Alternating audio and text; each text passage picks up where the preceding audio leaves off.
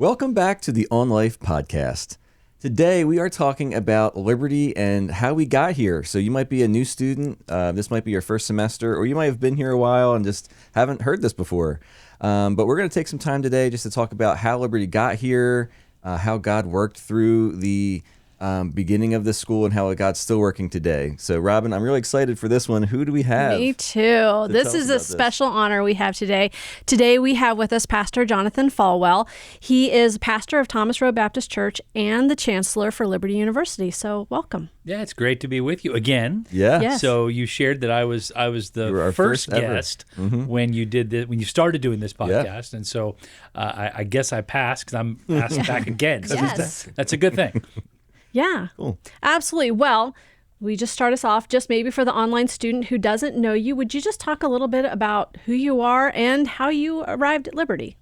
Well, I kind of arrived at Liberty because I was born. I've been around here my entire life. You know, my dad, back in 1967, had the vision that God gave to him to start a Christian educational system. And so he started with Liberty Christian Academy, which is a K through 12 program that still thrives and flourishes today.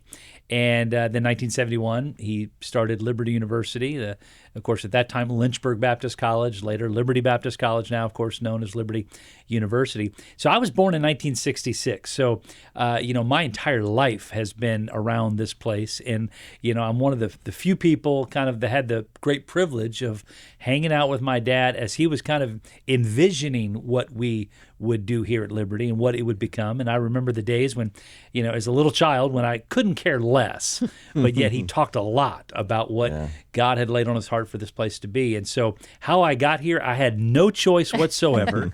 I just happened to be born. That's it. Perfect. Cool. So maybe just kind of to start out, the original vision and mission that Dr. Falwell had for the school, like what does that mean to you? Do you see that still happening today? Absolutely.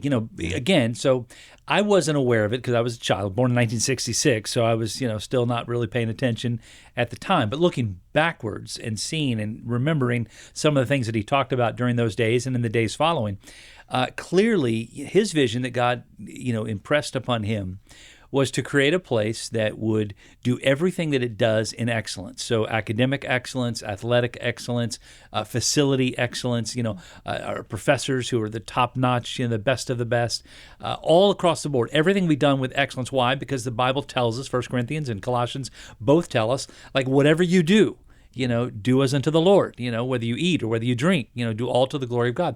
And so that is what his vision was because of what he had witnessed in the 1960s in college campuses all across America where, it was chaos and the schools were, they were burning schools down and, riots and chaos. It was everywhere. And so my dad saw what was taking place and he, again, God laid on his heart, there should be a place that could provide anything that any institution of higher learning anywhere in the world provides, but yet does it from a biblical and a Christian worldview. And he used a phrase, distinctively Christian. Now, he did that on purpose because there have been and there are lots of Christian schools that started with, Christian as part of their mission. Harvard University being one, Brown University, so many others that Yale University that started with that as being their mission. But the one thing that I think sets us apart, and again, there are some other Christian schools that would be in that same category as we are, but that distinctively Christian. In other words, it's not just name, it's like it drives everything that we do. It's why our mission statement kind of, encapsulates into that statement, training young champions for Christ, because that really is the vision that God laid upon my dad's heart, that we would do everything with excellence, but do it so that people would recognize their God-given responsibility and their God-given talent to go out and to impact this world for good and to impact this world for the gospel. So you asked the question, are we still seeing it? And the answer is absolutely yes. And I would argue that we're seeing it today as strong as we ever have been before, that there is clearly a passion and a mission from the bottom to the top and the top to the bottom at every level, from every place, that of people who desire to see that take place. If you walk on this campus, if you have the opportunity of visiting with a lot of the students or the faculty or the staff that's here, if you see the facilities that God has allowed us to have, if you watch some of the the sports games, the opportunities there, like you can see everything is done with excellence, but you would never miss out on the fact that it's all done with Christ at the center. And so is it still being seen? Absolutely. Yeah. Great. So it was your dad's vision, and talk about a huge vision of, wanting to build something that has gone, I would almost wonder if it went bigger than what maybe he thought, or maybe we're still getting to that bigger. But at some point, that vision, I would guess, shifted from him to you.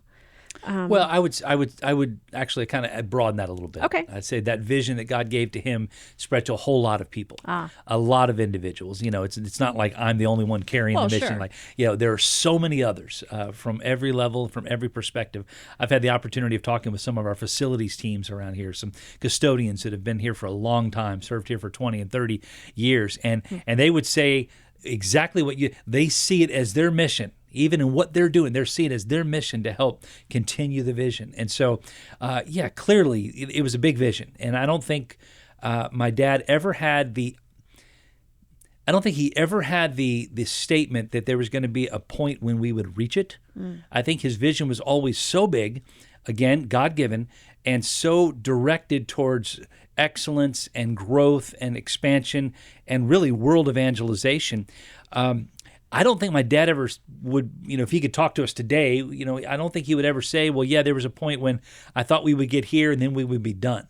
In fact, if anyone ever said, hey, we've hit the mark, we've met the mission, mission completed, mission accomplished, I think my dad would say, stop it, because that vision continues to grow.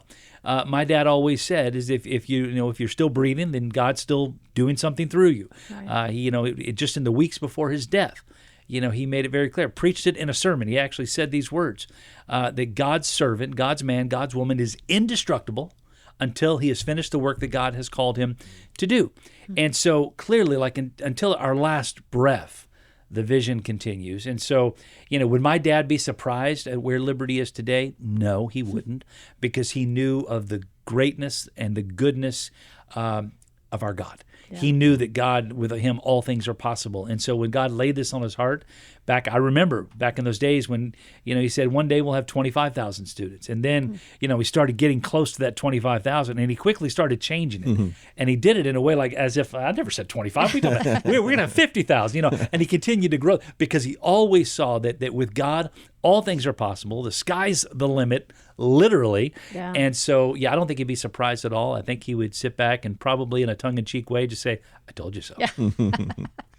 We have heard a lot of stories just over, especially the time that I've worked here, just about how God has just done miraculous things as Liberty has become what it is. I've even heard you share about coming to this when it was just a field with your dad. Can you maybe tell us some personal stories just of how you've seen God work here? And so back in those early days, there was nothing here. This property that Liberty now has been built upon and has grown and expanded. A lot of people think well, man, it's always been here. It hasn't. This used to be a farm. In fact, it was a farm that was owned by, at one time, Senator Carter Glass, who was a senator from Virginia who wrote the Glass-Steagall Act, which became the Federal Reserve Act. In fact, he wrote part of that actually on our campus in his home that still is here today. But back in those days, there was nothing but the house, there was a farm, and a couple of outbuildings that were on the property, and a whole lot of cows, and a whole lot of things that cows leave behind. And so I remember as a kid coming up here in the early 1970s, mid 1970s, in that range. I was probably 7, 8, 9 years old at the time. Liberty was already underway. The earliest days, this classes met over at the old Thomas Road Baptist Church and met in hallways and stairwells and actually locker rooms and bathrooms. And, it was absolutely crazy where we started from back in those days. But Dad would come up on this property, and we would go on Saturdays. He would take me to a local hot dog place, and we would get hot dogs. It's still there, by the way. I still go there quite often. And then we would come up on the property. And again, I'm 6, 7, 8 years old, really not even knowing what we're doing. I'm just hanging out with my dad on a Saturday afternoon. And he would come up here. We would get out of the car. It was a station wagon, and we would get out, and I would just kind of play and goof around and run around the field and have a good time. I was having a great time back in those days. My dad was actually walking the property. And he was walking the property, and later he would talk about this, that he was claiming Joshua chapter 1 over the property, everywhere the soles of my feet will tread, that God will give to you. That was the statement that we find in Joshua chapter 1, and it's what Dad was claiming and asking God to provide this property. And so, it was a field, it was a farm. I've spent a lot of time riding bikes and running around this farm, and now I drive up here pretty much every day of my life, and I never ceases to amaze me what God can do with nothing. Yeah. And that's really what we've seen happen. Yeah. So I would imagine that it wasn't like not everything went super smooth easily. Like there were probably challenges and things along the way. And maybe even since your dad has passed, there's probably been challenges. Like one of the things that we want our online students to know is that we really believe this faith journey that we're on. Would you be willing to talk about how has your faith played into dealing with challenges and maybe when things don't go the direction that we expect? Well, when my dad was alive, I always kind of refer to my dad, he was my backstop. And so in my faith journey and my, growing up and then later, finishing college and getting my master's degree and, getting married and having children of my own, I always looked at my dad as my backstop. Like I knew that, if something went wrong, if something went drastically wrong, or I was in a corner and I didn't know how to get out at a problem that I didn't know how to face, like I knew I could pick up the phone and call my dad, and as dads do, Dad would fix it, right? Mm-hmm.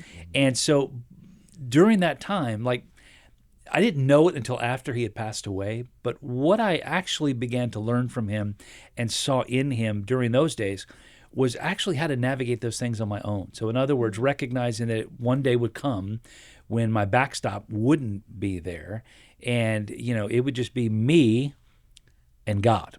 Hmm. And my dad taught me that, not like sitting me down and looking at me and saying, okay, let me teach you this. He did it by the way that he lived. You mentioned a moment ago that there were certainly some difficult times in our history here at Liberty, and that's clearly true. You go back through our 54 years of history here, and there have been some moments that were challenging. There have been some moments where, to be quite honest with you, there were some who probably believed Liberty wouldn't survive. Mm. But yet, the one thing that I learned about my dad and watched and saw in him, both publicly, but then was blessed by the opportunity of seeing him privately at home when no one else was around, is he never doubted the faith that he had in God. He never doubted God's power. He never doubted that God would bring him through, but also God would bring us through. God would bring Liberty through. And so when, some people were saying, my Liberty, it's tough. I don't know if we're going to make it. My dad was like, oh yeah, it's going to be fine. And he just knew it.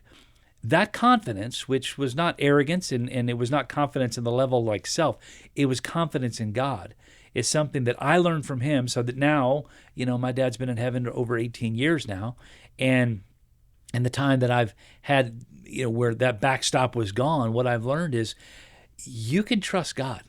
And God is actually a better backstop than your dad is. Mm-hmm. And I've learned that. I learned it through watching him, and I've learned it now, over these last 18 years and recognizing that, you're going to walk through some difficult moments.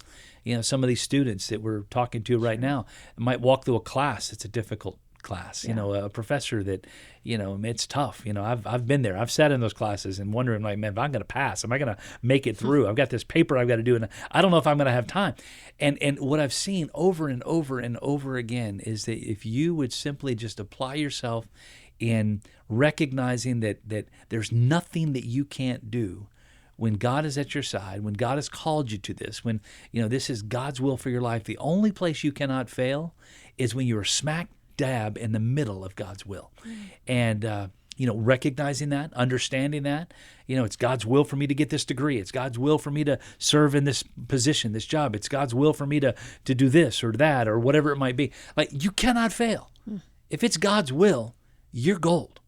And that's what you have to continue to move forward and recognize. Difficult times will come, sure. But as Scripture very clearly tells us and teaches us that when those difficult times come, God uses those to shape us and to produce in us perseverance and patience and strength and victory. And that's what God allows us to see. What amazing testimony of your dad showing you.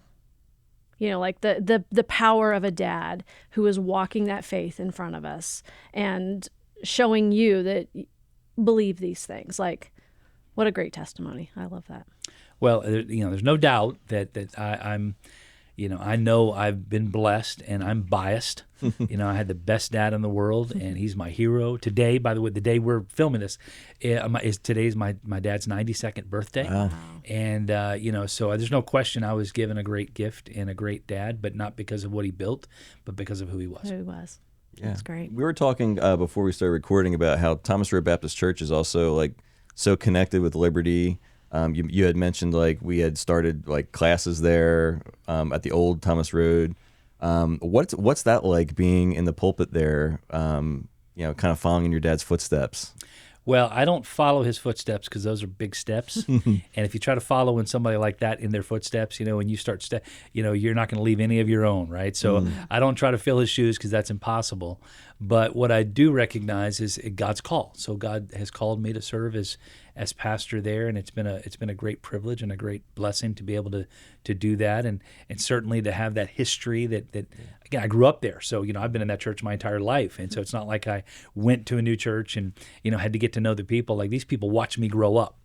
There are people on our staff still at Thomas Road who took care of me in the nursery. Wow. And now I'm their pastor. That's cool. Which is kind of a weird dynamic, but what a blessing to be a part of that. Yeah, the church has always been integral to what Liberty was and what Liberty is today. Dad clearly said it over and over again, and Scripture bears this out. Then in Matthew 16:18, when Jesus said, "I will build my church," he didn't put an addendum in there saying, "I will build my university." He said, "I will build my church, and the gates of hell will not prevail against it." My dad understood that God's plan and God's method to reach the world with the gospel of Jesus Christ was through the local church. And so the university, Liberty University, which is certainly larger now than Thomas Road, no question about that, but still anchored to Thomas Road in a very specific way, and for this very specific reason, is because we want to make sure that in everything that we do, we continue to anchor to the local church, the New Testament church, the church that God instituted through His Son Christ, that Jesus said, "I will build my church, and the gates of hell will not prevail against it." Acts chapter 2 clearly telling us how the church was birthed and how God began to move and to do a great work. And so Liberty serves as a training mechanism, if you will, of the local church, to come alongside the local church, not just Thomas Road, but lots of local churches, to equip individuals who come here and they might go into business, or they might go into education, or they might go into nursing, or become a lawyer, or whatever it might be. That they would recognize that when they go into that career path and whatever they choose to do, whatever God has called them to do, that they still recognize their responsibility as part of the church, the body of Christ. And so that is a clear distinction that we've always made, and it goes back to that statement, distinctively Christian, always anchored to the local church. I heard my dad say often that that a church will go the wrong direction a lot slower than a university will. And so by keeping the church and the university linked, where you cannot pull them apart, is always just one more way, one more security mechanism, if you will, to ensure that Liberty always stays connected to its original mission and vision, which ultimately is God's. Mm-hmm. Yeah, so we know Liberty is an educational institution, but there's also a mission in it. Training Champions for Christ, it's a ministry. Many people have come to know the Lord through just being a student here with their classes. Would you be willing, or can you think of a time of like how you've seen the ministry of Liberty University at work? Well, what you just said clearly is an accurate statement, that so many times through our school's history, we've seen God move and God do incredible things, even during semesters where we've seen scores of students who've come to know Christ, hundreds of students who come to know Christ during their time on campus, like in a semester, whether it is through our campus community or convocation, or most likely and usually within the context of their community groups within the dorms, and those kinds of things clearly have a spiritual impact and influence on the students. I look back over our 54 years of history, and there have been just those moments, those clear moments where God moved in our student body in a powerful way.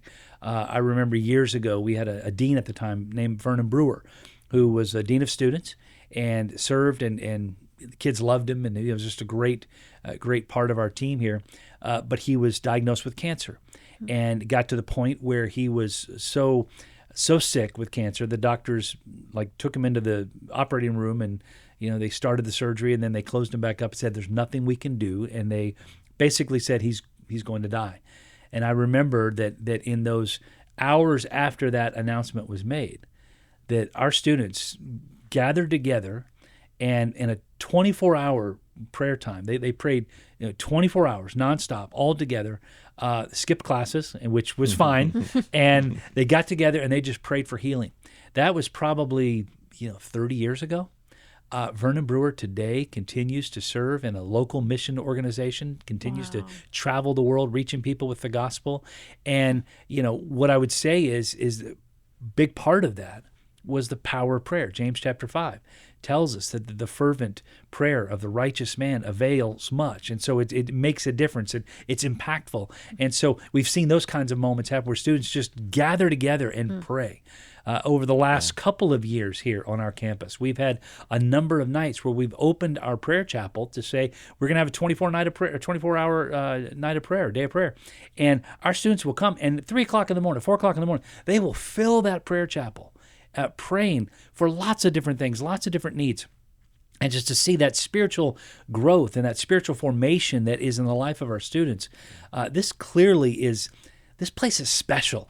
Yes, it's an institution of higher learning. Yes, you better write your papers, and you better show up to class and do well on those tests and all those kinds of things. But ultimately, what we're seeing here is not only an individual, a student, a boy and a girl, a man and a woman who come here to get their degree.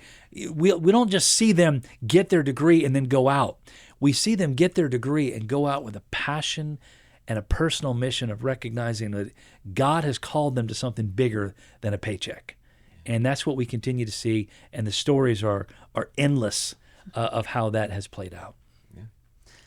So for the online student maybe watching this who maybe even hasn't been to campus yet, what words of encouragement would you have for them as they start another semester and possibly their first semester in a very long time? Maybe some anxiety there with going back to school. What kind of words of encouragement would you have for them? Well, I would say clearly coming to this campus and just seeing it and being a part of it and connecting with the people that you might see through video or whatever is a great thing. But a lot of times they can't do that. In fact, every year at our commencement, we have a number of students who will come here to graduate, and this will be the first time they set foot on the campus. And I've met many of them, and that's a special thing for us to be able to celebrate with them. But what I would say is, regardless of whether you come to the campus or not, this is something that God is going to use in you, not only to make you better, not only to help you in your career or to help you in the journey that God has called you to, but it's actually going to strengthen your faith.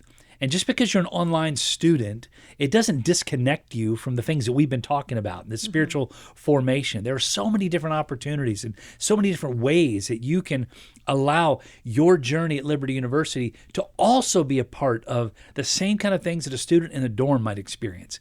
And really, the only thing that can stop God doing that in you is you. If you don't allow yourself the opportunity of growing in your faith while you're also growing in your knowledge, spending time in God's Word, connecting even with us, and a lot of times through campus communities, of watching them online, watching our convocations, connecting in that way. One thing I'm really excited about is we have online shepherds now that serve on our staff that have the opportunity of connecting with our students all around the world. So when there's a prayer need, they have someone they can reach out to either by phone or by email and connect with them and say, listen, I've got a situation. I'm sitting out here in Dubuque, Iowa, and man, I feel alone, and I feel I really, I need someone to pray with me. And we have shepherds, team members on our staff, and their job, their responsibility is to pour into and to minister to the online students that are out there. And so these are all things we're doing to make this more of a cohesive thing, that whether online student or whether residential student, we're students and we're in the same team, we're in the same family, we're walking the same path, we're heading in the same direction of being champions for Christ. So regardless of where you are, no matter what city you live in, no matter what country they might live in, they are still champions for Christ, that God is using this little institution, Liberty University of Lynchburg, Virginia, to make an impact, to play a part in helping them accomplish what God has called them to accomplish. And what's really cool about God's call in our life, and regardless of who it might be, is that our call is unique. So God has called you to something, God has called you to something, God has called me to something, God has called you to something. And whatever that is, like, only you can pull that off. Mm-hmm. Only you can do that. And so when you recognize, like, I'm the only person on the face of the earth that can actually do this that God has called me to do, recognizing the value and the importance of that, and then coming together with other people of faith like this community, this Liberty University community. Man, there's no place like it. There's no opportunity like it. God uses it in a special way. And I believe this clearly. It will change the world. Well, that is a great way to wrap up the episode. Thank you so much for taking the time to come on the podcast again. If you, as an online student out there, are listening, maybe you have just a incredible LU story, how God has His work through your story. We would love to hear that. So there's two ways you can do it. You can either email us at onlinestudentlife@liberty.edu, or you can post on Champion Connect. And we'll put a link at the bottom of the screen here for you to join us there in our online students group, which you'll see Robin in there all the time. So if you ever want to talk to Robin, Champion Connect. Come hang out in Champion Connect. Cool. Well, this has been another episode of the On Life Podcast. Living in abundance wherever God puts you.